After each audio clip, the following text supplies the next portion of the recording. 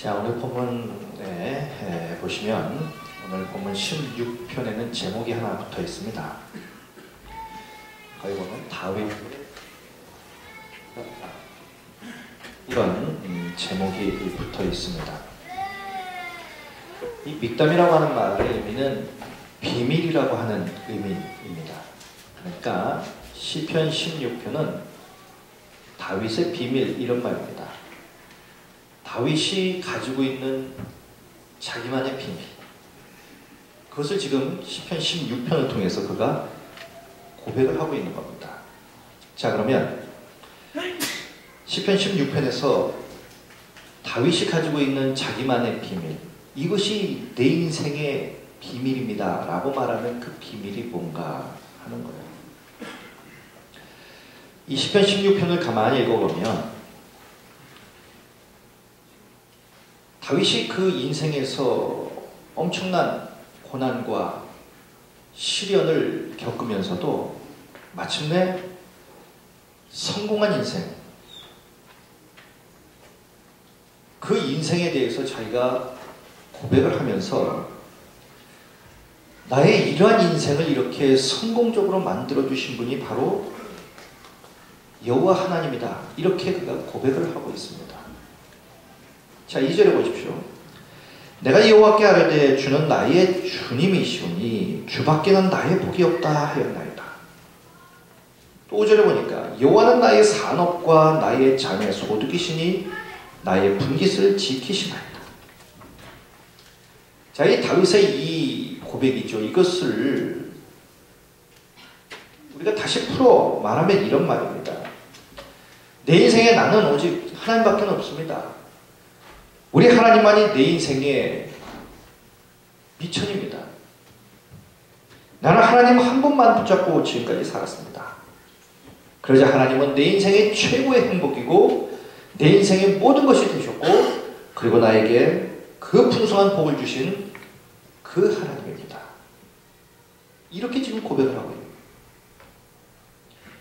자, 이 고백 속에는 다윗이 어떻게 살았는지, 그리고 지금 다윗이 말하고 있는 이것이 내 인생의 행복입니다, 그 비밀을 지금 말하고 있는 거예요.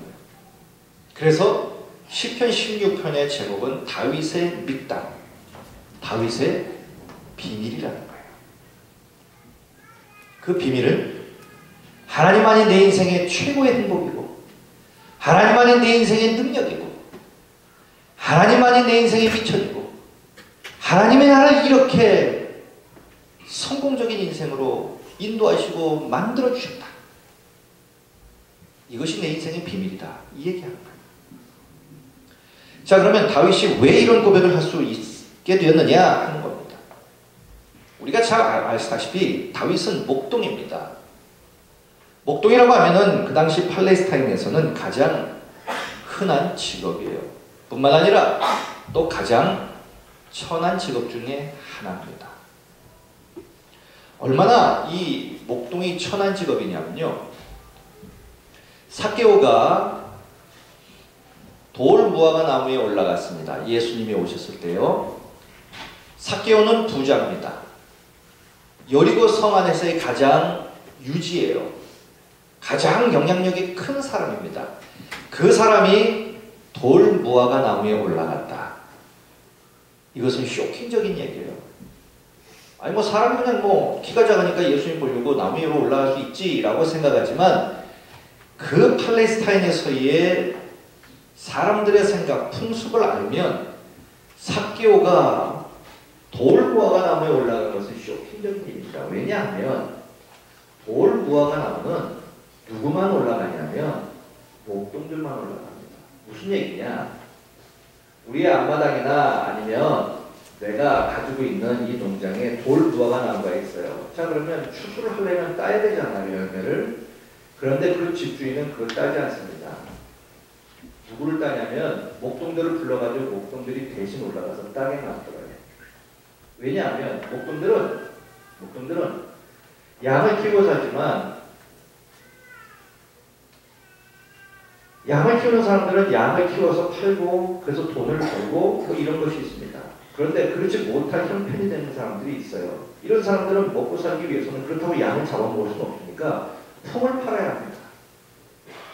이 목동들이 품을 파는 데 있어서 가장 흔하게 품을 파는 것이 뭐였냐면 남의 집에 가가지고 이 추수를 내리는 거예요. 열매를 따주는 겁니다. 그 대표적인 것이 바로 이 돌보가 나와요. 소위 말하면 뽕나무죠. 이 여리고의 이 지주, 여리고의 가장 유력한 이 삭개오가 뽕나무, 돌무화과 나무에 올라갔던 것은 세상 사람들이 그 상황에서 아니 삭개오는 저기로 올라갔단 말이에요. 이런 거였다는 거예요. 삭개오는 그만큼 예수님을 보고 싶었던 거예요. 그러니 자기의 신분, 자기의 어떤 그 체면 이것을 다 벗어던지고 돌무화과 나무에 올라간 거예요. 예수님은 그걸 보신 거예요.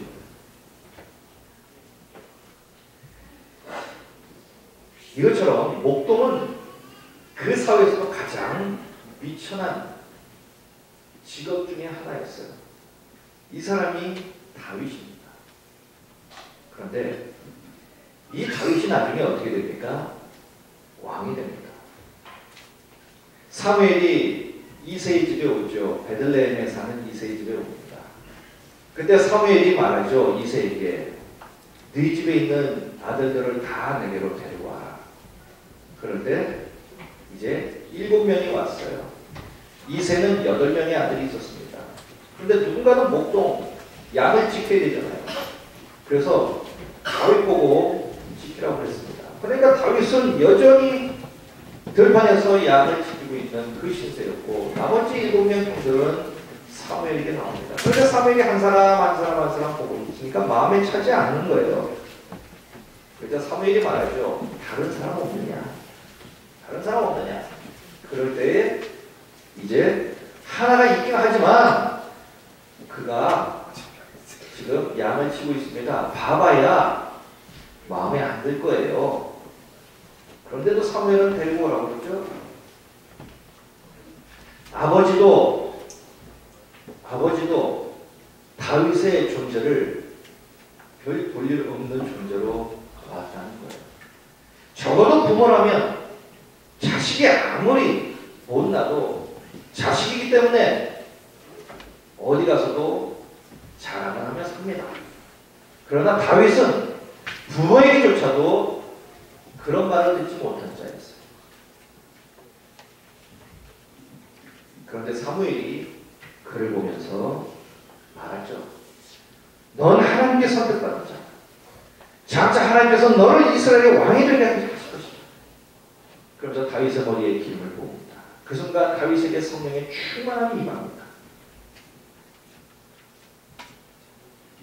부모도 관심조차 갖지 않았던 그 인생에게 하나님은 찾아오셨어요. 그리고 꼴추침을 받은 그 인생에게 하나님은 최고의 인생을 만들어 주시겠다고 사무엘을 통하여 약속을 합니다. 하나님은 늘 이런 식으로 역사를 하세요. 하나님의 은혜가 얼마나 놀라우면 꼴찌에게도 최고의 인생을 주시는 분이 하나님이에요. 세상의 사람들이 사는 그 방식으로는 그 인생을 꼴찌로 살다가 꼴찌로 끝내버릴 수 있는 그런 인생임에도 불구하고 하나님은 그 인생을 한순간에 역전시켜버리는 그것이 바로 하나님의 방식이라는 겁니다. 그것이 하나님의 은혜라는 거예요. 다윗은 바로 그 하나님의 은혜를 입었어요. 그런데 어디 다윗만 입었습니까? 우리는 아닙니까? 우리도 역시 그 하나님의 은혜를 지금 받고 살잖아요. 하나님의 최고의 선물 바로 그 예수 그리스도로 말미암아 우리는 놀라운 삶을 지금 살고 있습니다. 죽을 수밖에 없는 우리들. 그저 그렇게 살다가 그저 그렇게 끝낼 수 있는 그런 인생. 그 인생을 하나님은 가장 복되게 만들어 주길 기뻐하시는 바로 그 하나님. 그 하나님은 우리와 함께 하셔서 우리의 삶을 인도해 주시잖아요. 예수 그리스도. 그분은 우리 인생에 그래서 최고요 최상의 분이 되시는 거예요. 우리에게 그만한 사랑을 주신 분도 없고요. 우리에게 그만한 능력을 베풀어 주시는 분도 없잖아요. 그런 예수님이 우리 대신 십자가에 죽으셨습니다. 그리고 우리에게 생명을 주시고 우리를 하나님의 복의 주인공으로 살게 하셨어요. 우리도 그 은혜를 지금 잊고 살고 있죠. 그 은혜를 지금 많이 풍성하게 우리는 충만하게 덧입고 살고 있습니다. 다윗이 바로 이러한 은혜를 입은 거예요. 게다가 하나님은 다윗의 인생의 고비고비 때마다 그를 어김없이 도와주셨어요. 다윗이 골리앗과 맞섰을 때를 생각해 보십시오. 이스라엘의 그 누구도 골리앗과 맞서서 싸우려고 하지 않을 때에 다윗이 싸우려고 나옵니다. 그런데 그 누구도 다윗을 도와주지 않습니다. 부모도 형제들도 그 누구도 다윗을 도와주지 않아요. 그런데 다윗은 하나님의 전적인 도움으로 말미암아 골리앗을 한순간에 쓰러뜨립니다. 자, 그러자 그 사건으로 말미암아 다윗이 부각됩니다. 당시의 왕 사울보다 더 부각이 됩니다. 그 일을 발판으로 삼아서 그는 군대 장관이 되고요, 전쟁의 영웅이 되고요, 후에는 사울의 왕의 바로 사위가 됩니다. 이러한 일들을 통하여 다윗은 하나님이 자신의 삶을 은혜로 만들어 주심을 그때 알았습니다. 그저 목동으로 들판에서 양이나 치우다가 그냥 그렇게 살다가 끝내버릴 인생인데, 그가 군대 장관이 되고 전쟁의 영웅이 되고 왕의 사위가 되는 거예요. 그에게 새로운 비전을 주시고, 그리고 그렇게 살 수 있는, 그런 일을 할 수 있는 용기를 주신 분, 그분이 하나님이라는 것을 그가 깨닫게 되죠. 골리앗과 맞서서 싸울 때에 누가 다윗을 격려했습니까? 골리앗을 두렵지 않게 용기를 주신 분이 누굽니까? 부모, 형제, 그 누구의 보관심에도 불구하고 용기를 가지고 나가서 전쟁에서 승리하게 만드신 분이 누굽니까? 이스라엘의 적으로부터 이스라엘을 구원한 자가, 그렇게 한 자가 과연 누굽니까? 백성들에게 다윗을 높이고 백성들에게 이 다윗이 돋보이도록 만든 자가 누굽니까? 왕의 자리에까지 인도하신 분이 누굽니까? 다윗을 이스라엘의 태평성대를 누리게 한 그러한 선왕이 되도록 만드신 그러한 사람이 누굽니까? 그런 분이 바로 하나님이시죠. 그래서 다윗은 과거의 숱한 고난과 역경 속에서도 자기를 지키시고 꼴찌 같은 인생, 바로 별 볼 일 없는 인생을 최고의 인생으로 만들어주신 그 하나님께 그가 감사합니다. 그리고 고백을 하죠.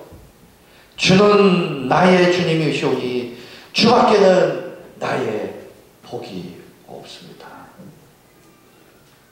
다윗은 분명한 걸 하나 알았어요. 복이 누구로부터 오는 건지 그는 분명히 알았습니다. 복된 인생을 살려면 어떻게 해야 되는지, 그 복이 누구로부터 오는지, 누구에게 구해야 되는지 다윗은 분명히 알고 있습니다. 다윗을 이렇게 꼴찌해서 최고의 인생으로 만들어주신 이 다윗의 인생의 바로 발판, 행격, 미천, 그분이 하나님이셨습니다. 그 하나님이 다윗의 인생의 주인이 되어주실 때에 그 하나님이 다윗의 행복의 원천이 되어주신 거예요. 그렇다면 여러분들의 인생의 미천은 무엇입니까? 무엇으로 여러분들의 삶을 지금 발판 삼아 세워 나가고 계십니까? 사람들은 그렇습니다. 무슨 일을 계획하고 무슨 일을 시작하려면 제일 먼저 재원부터 봅니다. 돈은 얼마나 있나? 미천은 얼마나 가지고 있어? 돈 위에 사업을 세우고 돈 위에 일을 세우고 돈 위에 인생을 세우려고 합니다. 그러나 예수 믿는 사람들 가운데에 성공한 자들의 간증을 들어보면 돈 위에 그들의 사업과 인생을 세우지 않았어요. 없음에도 그들은 하나님을 미천 삼아 시작했던 자들이 한둘이 아닙니다. 그리고 성공을 맛본 자들이 한둘이 아니죠. 그것을 간증한단 말이에요.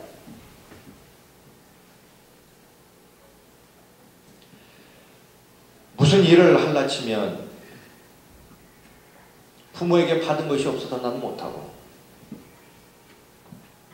미천이 없어서 못하고, 사람이 없어서 못하고, 도와주는 이가 없어서 못하고, 이렇게 보통 이야기를 합니다. 그러나 돈이 진짜 우리 인생의 든든한 미천, 돈은 말 그대로 돌고 도는 거예요. 있다가 더 없고 없다가 도 있고. 이런 상황에서 있을 때는 모르지만 없을 땐 어떡하겠냐는 거예요. 인생도 무너져 버려요. 돈을 밑점 삼아 발판 삼아 그 위에 인생을 세우면 돈이 사라지면 그 인생도 무너져요. 사람 위에 인생을 세운 자는 그 사람이 없어지면 그 인생도 무너지고 맙니다. 그렇기 때문에 영원히 무너지지 않는 우리 하나님을 위해 우리의 인생을 세울 때에 가장 확실한 인생을 우리는 세워나갈 수 있다는 거예요. 인생의 모든 산전수전을 다 겪은 다윗이 고백하는 거예요. 여호와는 나의 산업과 나의 잔의 소득이시니 나의 불빛을 지키시나이다. 그가 인생에서 그의 모든 인생의 일들을 다 통틀어서 그가 고백하는 것이 이거예요. 가만 보니까 여호와가 내 산업이더라는 거예요. 여호와가 내 잔의 소득이라는 거예요. 여호와가 내 인생의 분기시더라는 거예요. 결국 복은 여호와로부터 오더라는 거예요. 그래서 말합니다. 그 하나님만이 내 인생의 기업이고 분기시고 미천입니다. 그러기에 하나님만이 나를 행복으로 이끄시는 복의 근원이십니다. 오직 하나님만이 우리를 참 행복으로 이끄시는 행복의 비밀입니다. 이렇게 다윗이 고백을 하고 있는 거예요. 이것이 바로 다윗의 비밀이었어요. 그 꼴찌 인생이 최고의 인생을 사는 비밀이 바로 여기 있었다는 거예요. 여러분 성경에도 보십시오. 하나님은 인생들의 고난과 위기 가운데서도요 행복의 비밀이 되어주세요. 그리고 행복의 길로 인도해 주십니다. 성경에 나오는 많은 자들이 그렇잖아요. 노아가 방주를 만들 때에 모든 사람들이 그를 비방했어요. 미쳤다고 했습니다. 그러나 용기를 주시고 끝까지 그 일을 이루게 하신 분 하나님입니다. 그리고 모든 사람들이 홍수로 말미암아 다 심판을 받을 때에 그곳에서도 구원을 받게 하신 분 하나님이에요. 아브라함이 가나안으로 갈 때에 그의 아버지 데라도 가지 않았습니다. 너나 가라. 나는 하나님 땅에서 나는 살다 내 인생 끝내기만. 아버지도 안 갔습니다. 아버지도 버렸어요. 그럼에도 불구하고 아브라함은 갑니다.